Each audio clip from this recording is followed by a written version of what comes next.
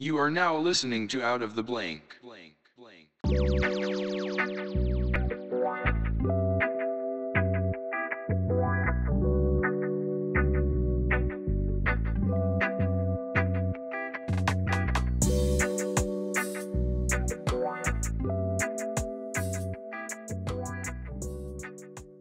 Well, welcome to another episode of Out of the Blank podcast. I'm here with Alexa Randolph. Hi. So, Alexa, tell me a little bit about yourself and what do you do professionally? So right now I work as a marketing director for a company called Wedit. It's a do-it-yourself wedding videography company. And it's been a lot of fun. I'm gonna be a year next week, and it's part-time right now. But on the side, I've been blogging and podcasting as like a way to raise awareness for like people with invisible illnesses and mental health. I'm a big mental health advocate. There's a serious issue going on in our society today. But Yes. before we go down that long road, I do want to ask you with wedding photography. Now, this kind of correlates a little bit with mental health. Now, kind of bear with me on this jump. So, Okay. weddings are seen as wonderful moments, kind of memories that last in your brain for a very long time. It's supposed to be when two people come together when they truly love each other and decide to make it really, I guess, official under the state law to, be a partner to one another. So when it comes to mental health, like when you see wedding photos, like if you ever talk to someone with depression, and the common things that you would show somebody with depression to try and boost their mood is things that are good feelings, such as good music, good photography, showing a picture of a couple sunsets. Wedding photography actually is one of those things on the list that they would show you if you have depression.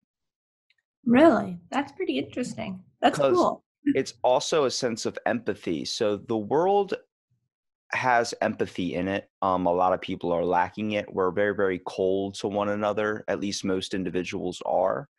But when it comes to seeing photos of people at a party, all smiling and sharing a drink, whether it's staged or not, it displays an image and starts to create a form of visual empathy. So I thought that was actually pretty interesting because you're a mental health kind of advocate here, and your day job, I mean, consists of technically working with mental health. Yeah. What types of things do you find doing wedding photography? Like now, do you do the web design? Do you actually take any photos? No, so what it is it's a do-it-yourself wedding videography company. So what would happen is a client will um purchase a package, and the week of the wedding, we will ship 5 cameras to them where they'll have it from basically the whole week. They'll have it from Wednesday till after their wedding, which is really cool because they get to take all these special moments that you might not get if you only had a professional photographer, videographer. And we Yeah, work well with too. So it's not like it's just us or them. We work really well with them also. yeah. If you ask somebody, to take professional photographs, I guess, at a wedding, you're going to be striking up major, beautiful positions. You're going to be looking like the Mhm. Zoolander. You're going to be striking poses and stuff. But if you have your buddy taking photos of the wedding, man, he's getting into like the bathroom when you're in there taking a shit, and Yep. he's getting all those fun photos. I find that's probably a little bit better too, because when you look at a photo, like I don't know how much you know about family photos, but when it comes to everybody getting together and putting aside their differences for 5 seconds until that picture snaps and then everybody back at each other's throats. Yep. Yeah, it's like then you look back on it later, like, remember this Thanksgiving? And I'm like, I remember how you lit somebody on fire. And it's like, oh, I don't remember that. This photo doesn't show that. I'm like, yeah, it doesn't show that. But those are the moments you kind of want to remember. Right. And it's cool too because one of the packages, just the rental package. So with that, it would just be the 5 cameras. We pay shipping both ways. And then we also, once we get it back, we upload into a system. So like all of the footage is like together, and so it's everything you can see, everything from each camera, but then they have the opportunity to get an edited highlight video made for 3 to 5 minutes, or a full video, which is a 30 to 60-minute video, but that also includes a highlight video with it. Have you come across any photos? Because I mean, you've probably seen so many people at their joyous moments of their wedding, cracking champagne bottles and just smiling and laughing with each other. Have you came across any moments that really strike you as like something beautiful, like where you got to see true happiness?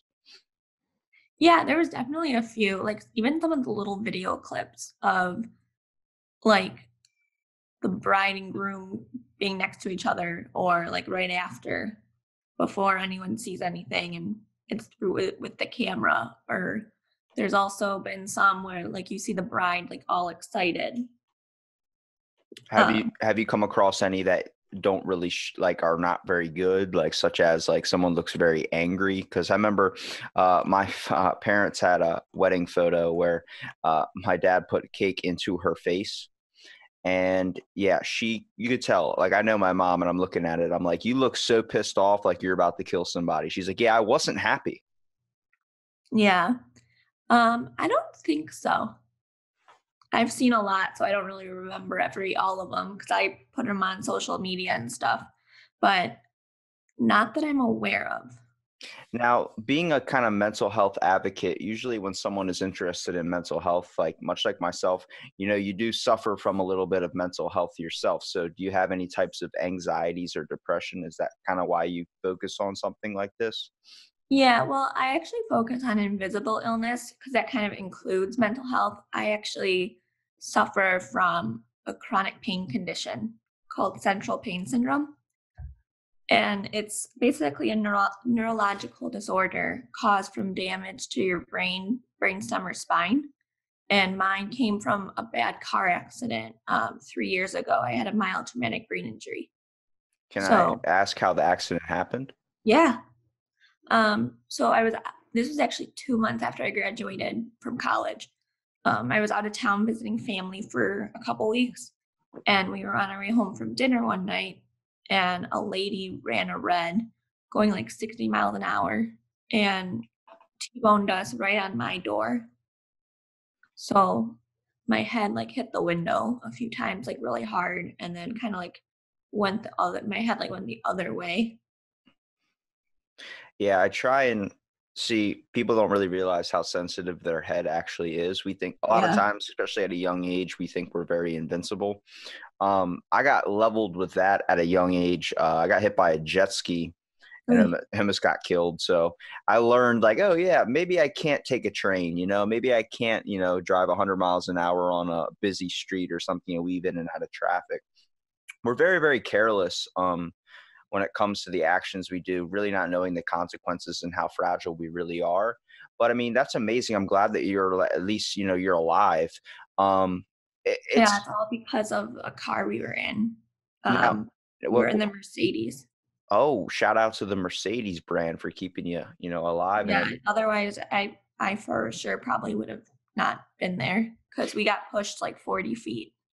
Now, was it tragic for you trying to get back into a car afterwards? Because I had a buddy of mine, his name's Timmy Gingrich. He was drinking and driving and actually killed his passenger. But he ran into a tree and like got his foot ripped off, and when he's been on the podcast explaining to me like the hospital scenario. Did you wake up in a hospital? No, I actually was still like I was okay. I walked away like that night. A lot of it came a lot later on. Um I I don't think at first I had issues in a car. Like now as a passenger, I'm like always grabbing the door or like closing my eyes because I get so freaked out. Like my perception's just really off. So like now like for a while, it's been the last few years, it's been like that. So But like form the next day was okay. like a form of PTSD from it. Kind of, yeah. I get that too when I get on a jet ski or something. If anybody gets near me, I get like major anxiety attacks. I start freaking out like they're coming at me or something. It's crazy because when I asked my buddy about his car accident when he woke up in the hospital and everything, I asked him one question he's ever been asked before, and I said, "How hard is it for you to get back into a car again?" And like a lot of people don't choose to ask that question because nobody realizes like you can pull out, sometimes you can get hit, sometimes you can just hop right back in the car and like nothing happened. Oh, I don't even think about that. No, but a lot of times you develop PTSD from it too, which is a mental health disorder as well. I mean, you can't, the fact that people look at mental health or anything and they sit there and go like, oh, well, what's wrong with you? What's wrong with you? Does something happen in your life? It's like, yeah, there's a problem there. Like you don't, nobody that has mental health and people that don't have it, such as anxiety or depression, it's not something that is, you're born with.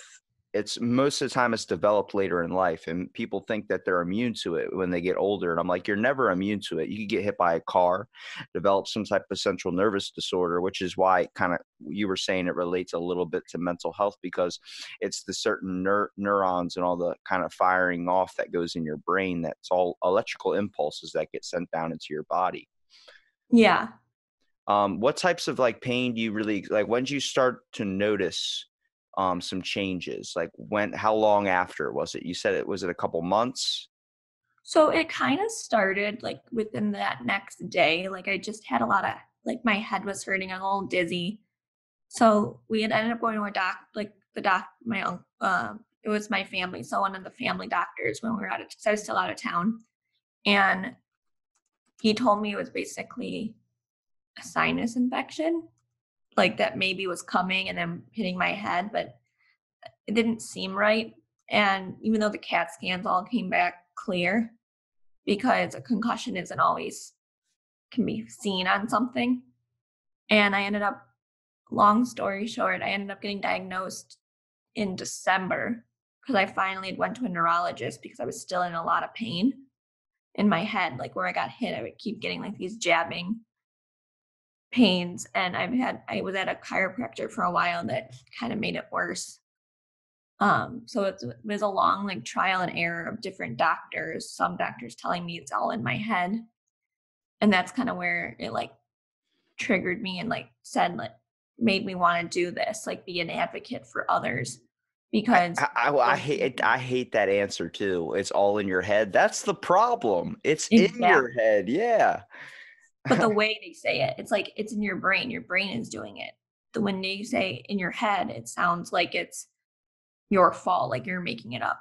Yeah, like you're creating an illusion. I get that so much with ADHD. I'll be like acting out or something. I'll be like, I can't help it. I have ADHD. They're like, that's in your head. I'm like, that's the problem. That's where the answer and the problem lie. But It's just the way you say it. definitely.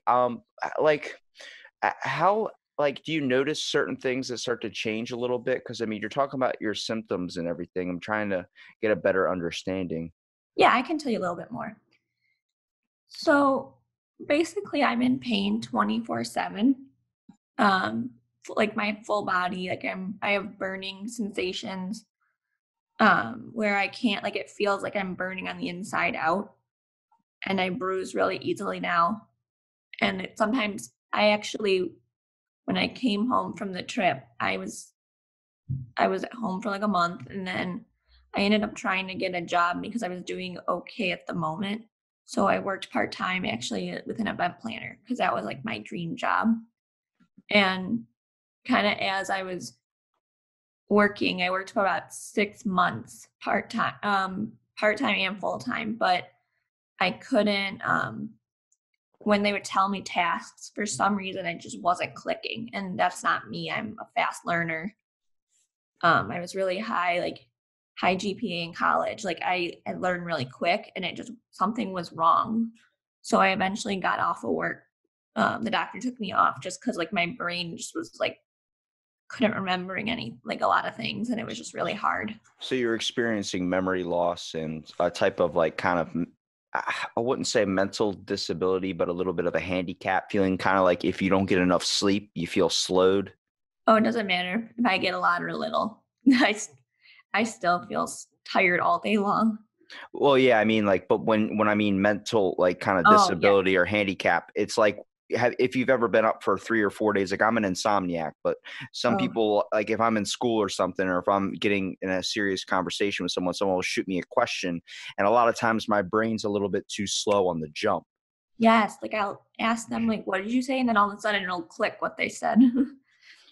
And it's really crazy. I mean, the brain is so fascinating too. How like a car accident, just a certain bump on the head, and you can completely change your personality. I mean, Yeah. I mean, the amount of kind of stress you probably go through on a daily basis is ridiculous. You probably just gotten used to it, and Yeah. that's gotta be one of the worst things. I mean, do you remember what it was like to not suffer from any of this, or has it just became so common now that you're like, "I've been dealing with it the past few years, I don't know what it's like not to feel this way."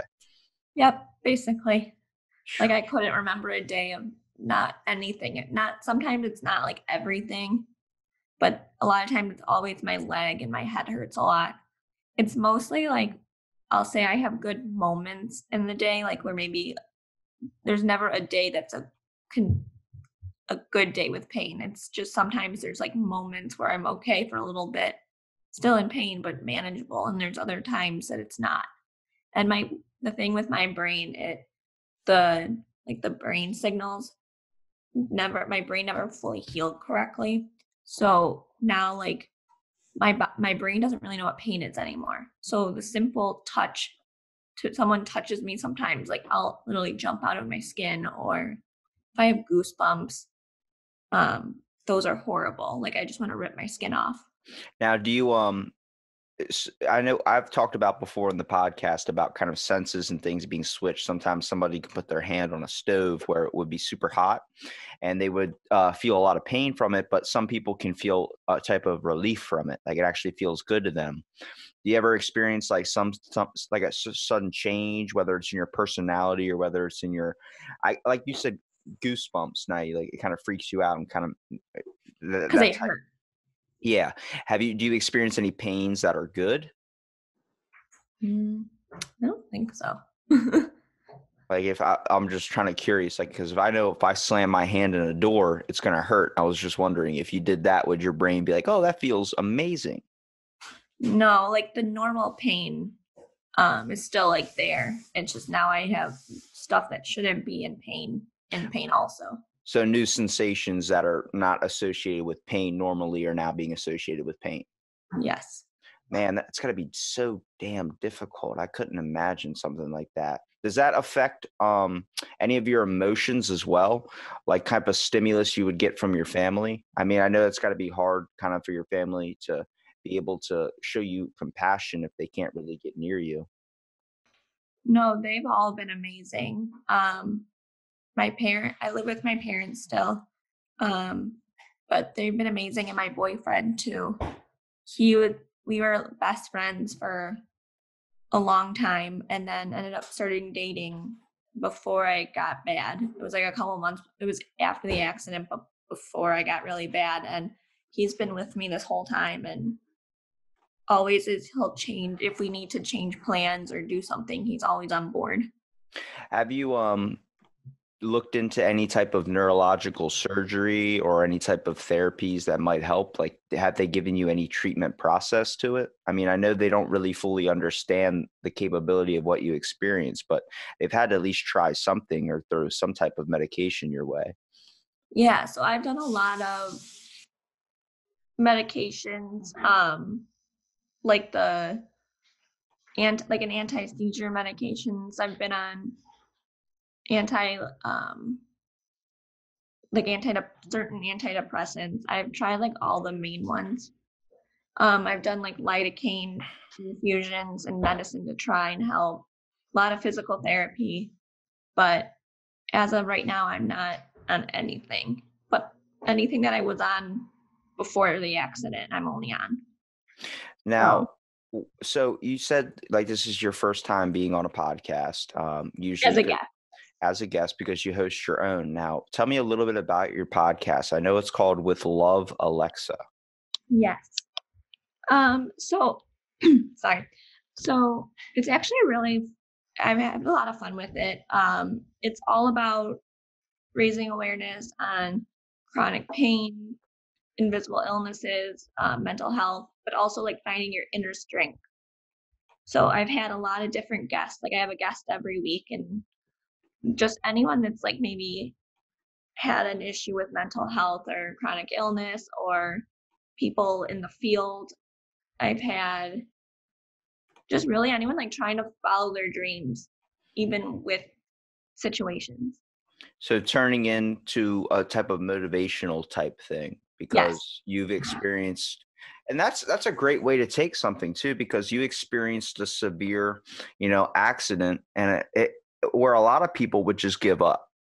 Um, it sometimes it's really, really difficult to see the light at the end of the tunnel, whether your scars are physical or whether your scars are mental. And sometimes you need a source of information or a light to look to where someone is giving, good reasoning and good kind of motivational talks to be able to pull you out of that slump. Because a lot of times that slump feels like it's going to go on forever.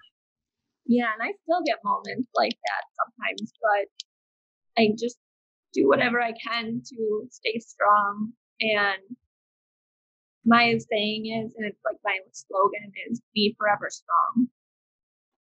Be forever So, strong. yes, so I'm going to always be forever strong and just push through.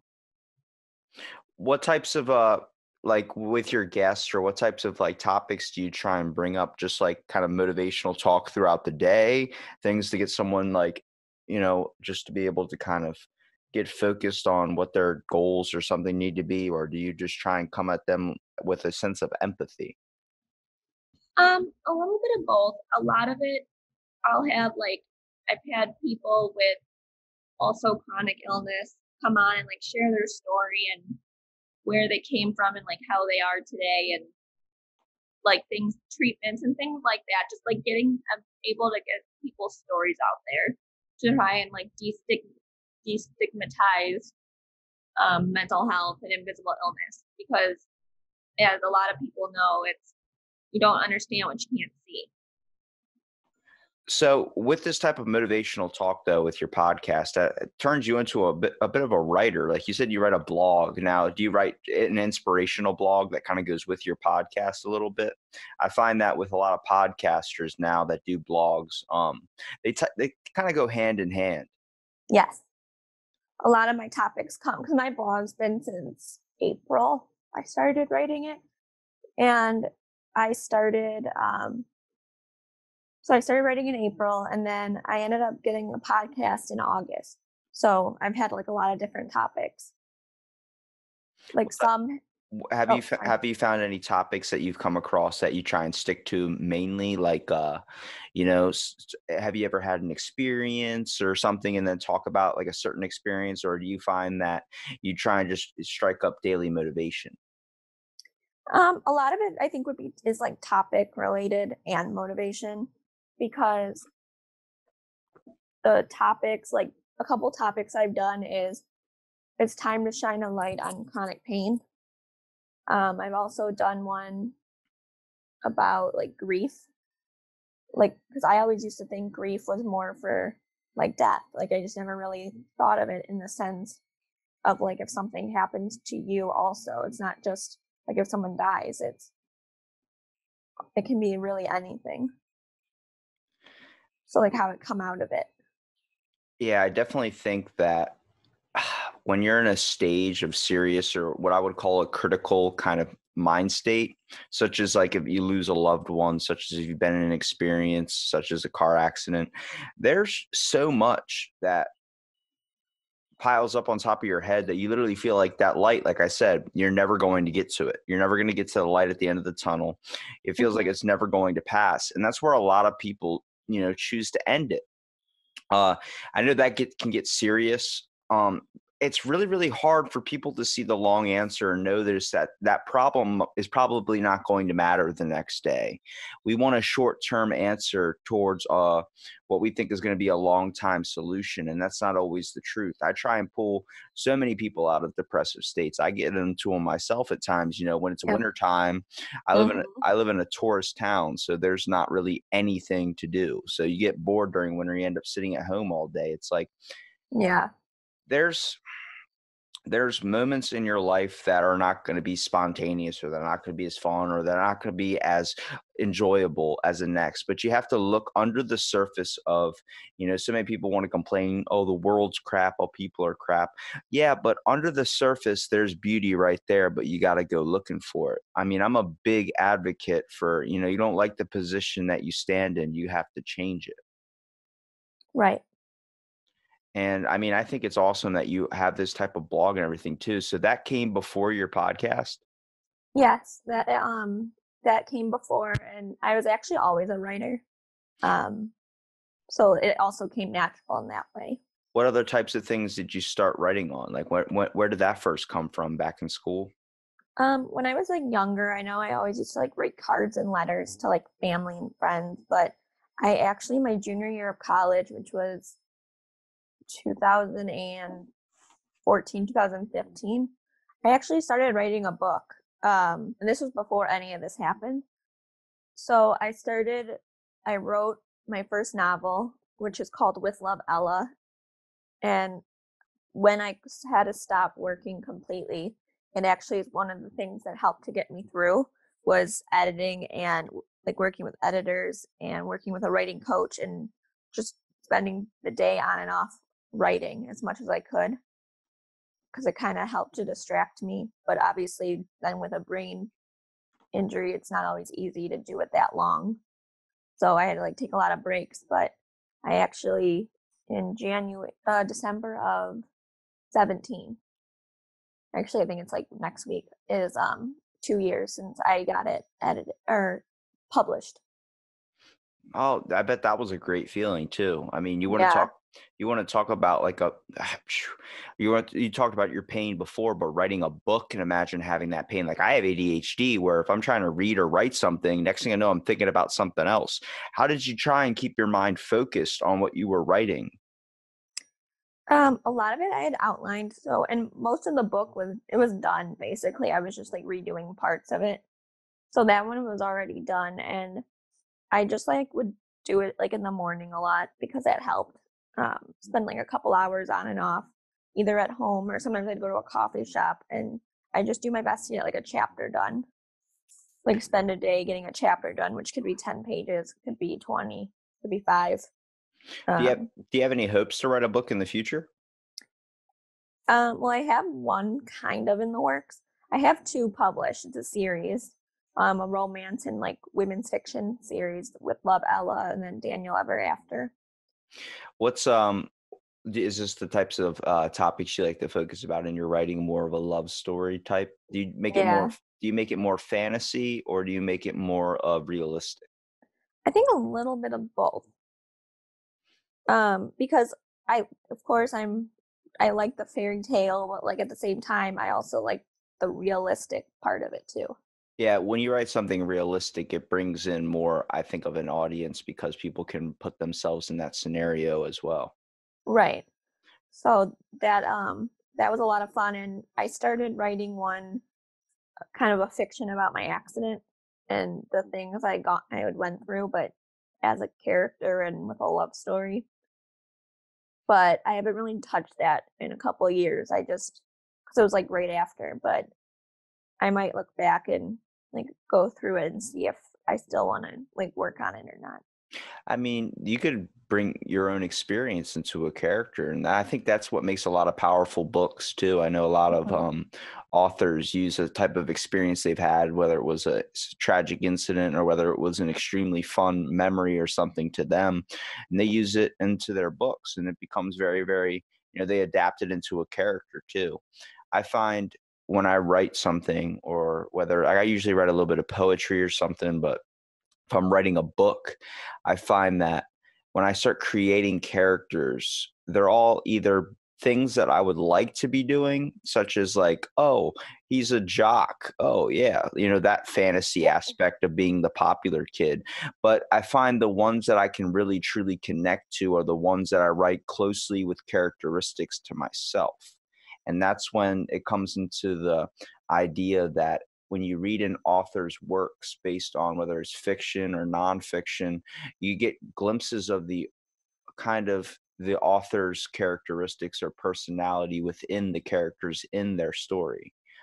Such as someone that's super angry shows a more of a easily disrupted side of them, or something like that. It's actually turned into a form now. You can probably see it, I guess, kind of closer related to in comic books, such as Stan Lee writing the Green Hulk, or the Incredible Hulk being this giant green monster, based on that there's a side to him that is passive and kind of gets picked on, but also there's a aggressive monster inside of him that he can choose to release. Like, it was all supposed to show like the polar opposites inside that he had.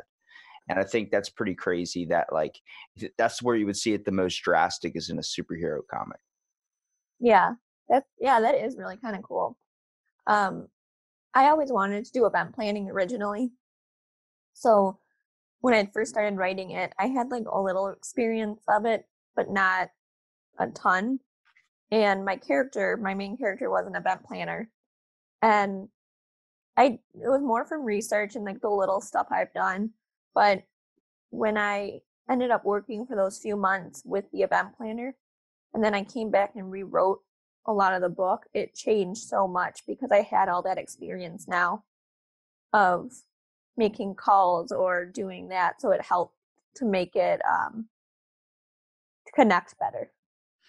I definitely think, some of the most fascinating books can be, for me at least, where, like I said, I'm a big mental health advocate. I've talked about this book before, but it's called Inside Out. I've got to remember his name. I think it was Paul Truman, but it was like this 150-page book. It was something I could easily read and get a credit for. And it was literally about, it was actually the sequel to, the book I read before it, called Cruise Control, about a kid from high school who had a mentally challenged brother. And I always, like, I'm very fascinated with the human brain. So when it comes to anything about mental disabilities or anything of that sort, I get really kind of focused in on it. And listening to it coming from the brother's perspective, and then having a brother myself, um, and then reading the sequel to it where it was coming from the mentally challenged brother's perspective, and how he couldn't voice any of his emotions or thoughts because his body just wouldn't let him. The impulses, the connections to his brain just weren't letting him say what he needed to say. People thought he wasn't getting any information.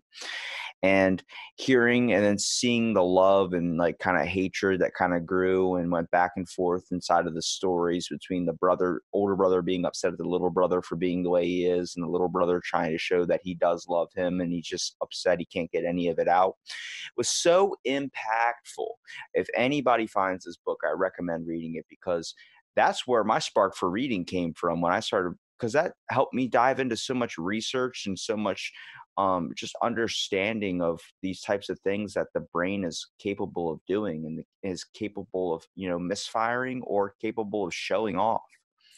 Yeah, that actually sounds like a really good book. I And know I I know that there's a movie Inside Out, but I don't think that has anything to do with it. Yeah, that's more about, like, killing people and mind control. It's a definitely a lot, kind of, easier listen, I guess you would say, than the book I read, because the book I read, you kinda had to couldn't kinda put it down. Yeah. But I definitely think that's really interesting. When it comes to writing, I'm just boggled by it, because I can see people sit down and express so many words onto paper, but never be able to communicate them with their voice. And I always thought that was different. But I guess to each is their own. I mean, I know people that show their emotions and show their voice in their artwork, and I know people that show their emotion and stuff in writing, and to see the two kind of, I guess, opposites, but they're both technically the same form of creativity. I think that with all these wondrous things out there that are, you know, viable for anybody to use, such as creating a movie, such as recording, such as talking, such as writing, such as God knows what, it's a beautiful thing that we have in this world that I think more people need to try and find the time to do. I think this is why we consider them hobbies. Like, when you get into a slump, when you get into a state, you should find the time to go see what might interest you. A lot of people never want to chase it down because it might be too difficult. Yeah. No, I agree, and that's like kind of what I try and do also is just work through and always trying something different. What would you kind of, I guess, suggest to people that feel like their hobby is just either too expensive or too much? Because I mean, there's a lot of people out there that don't want to ever go do something they're interested in because it might be too difficult or might be too exhausting. How do you pull somebody out of that slump? Yeah, that used to be me. Like too scared to try something because of money. And you just, if it's something you're really passionate about and something you could eventually do for a long time, it's worth the money. Like it's worth, I mean, I wouldn't say thousands and thousands of dollars at one time, but if it's like that little chunk of money here and there to get you better or to learn something, a new thing, it can be really helpful just in general because then when you actually do it, you feel a lot better by yourself too, that you accomplished something that you really wanted to do or Do you're you doing something that you love.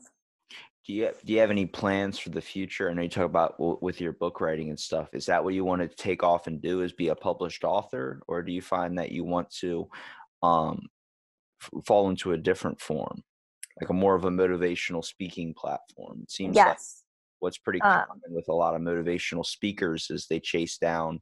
It's because they've experienced some type of severe incident. A lot. That's where a lot of emotional speakers come from.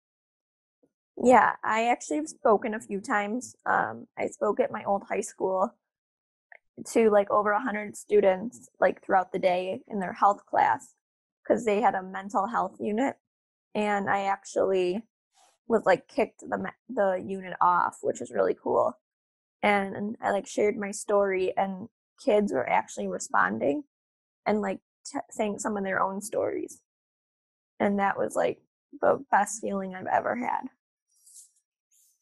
I definitely think like with my buddy that he actually got into a car accident and ripped off his foot and everything. That he's I've seen him come a long way from that mistake he made in school. And he goes to schools and tries to educate kids on drinking and driving and how it's bad. Sometimes you experience something like that, whether it's an accident or whether it's the fault of your own, that really changes you and puts you onto a new path. And if you chase, I mean, it's really like given an opportunity to change or being kind of forced to as well.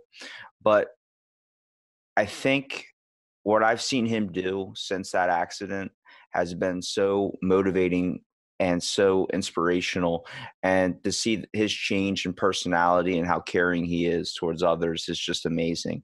And same thing with you. I mean, the fact that you had something that happened to you that you couldn't, it was no fault of your own, but it Mm-hmm. happened to you, and you choose to use it and turn it into something that is a motivational tool for others to realize, hey, don't be sitting down and feeling bad for yourself because it doesn't work. It doesn't take you anywhere. But use what you have, the air in your lungs, and get something for yourself. You can chase down anything you want. And I think that's amazing. And I really appreciate you for being out there and doing that. Thank you. Yeah.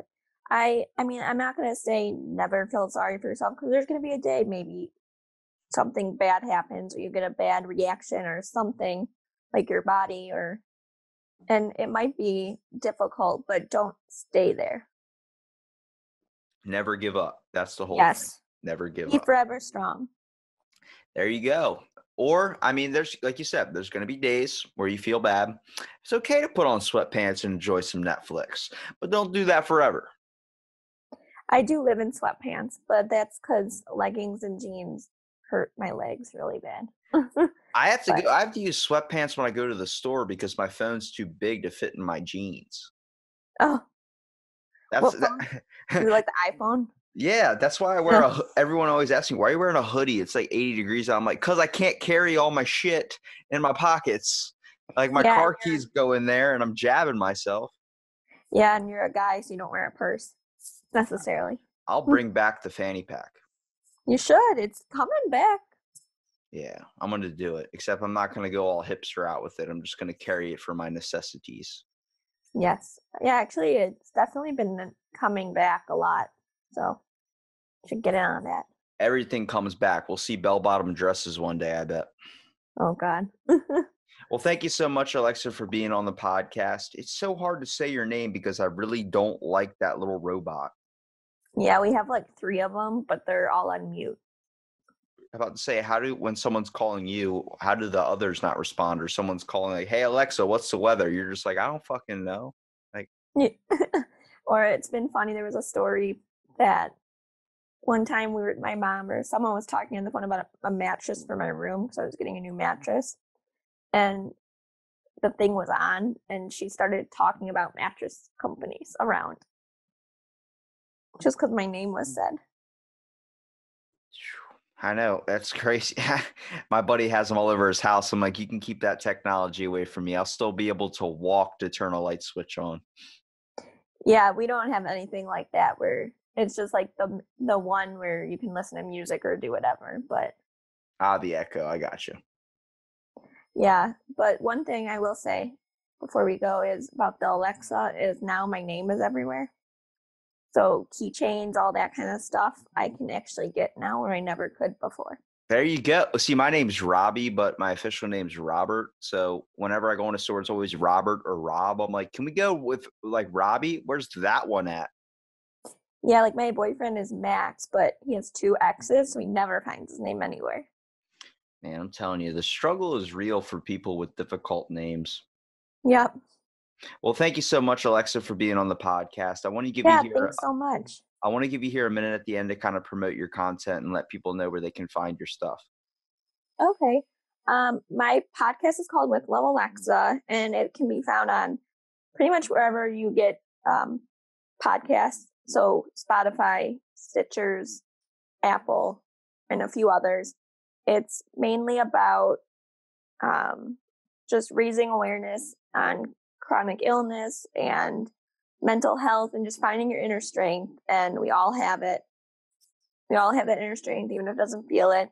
And just to continue to be forever strong. And my blog can be found at alexarandolph.com. And that's about it. The power to persevere. Thanks so much, Alexa, and stay tuned for another episode of Out of the Blank podcast.